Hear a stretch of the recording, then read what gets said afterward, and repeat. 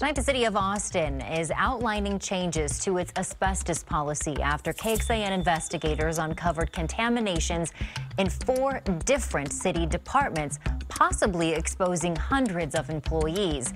In direct response to our reports, leaders launched a massive review of all city buildings and found a lack of training and personnel to manage the city's asbestos program, failure to review procedures meant to keep workers safe, and unauthorized renovations. KXAN investigator Kylie McGivern explains the city's fix moving forward. We're talking top to bottom changes, hiring more employees to oversee the asbestos program, retraining employees, adding signage to warn about asbestos, and holding those accountable who do not follow procedures. Some say this is a long time coming.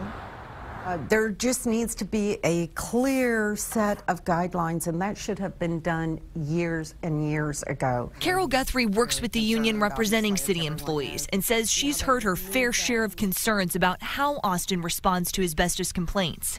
I think it's safe for me to say that the majority of people who have been involved in these situations in all these different departments that you have uncovered do not have any trust. It just shouldn't happen. It just shouldn't happen. Austin's Building Services Department, which oversees the asbestos program, is working to rebuild that trust. What I do want people to know is that we care about their safety, we care about their health, and we will do everything we can to make sure that they are not put at risk.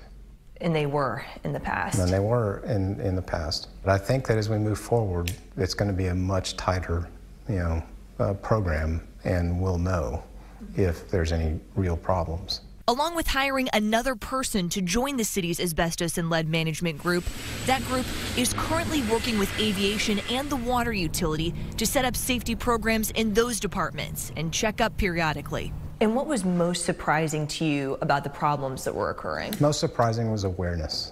A big problem? Departments not checking in with the asbestos group before doing work, leading to several potential exposures, including 2 more revealed since our last report. Anything else that you want employees to know who may have been involved in one of these potential exposures and are sitting at home wondering 10, 20 years from now, is this going to be a problem? What do you want them to know?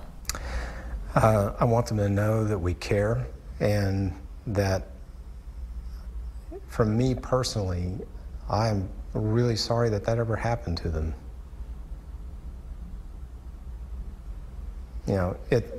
If we can tighten up the procedures, then it won't happen again. And you're confident in this game plan going forward? I'm confident in the game plan going forward. We just have to make it happen, and I'm confident we will. Refresher trainings will start next month. The Building Services Department plans to ask for more staff for its asbestos program next budget cycle. As for database improvements, to be able to quickly and easily determine which buildings have asbestos surveys, that's expected to be done by fall. Kylie McGivern, KXAN Investigates.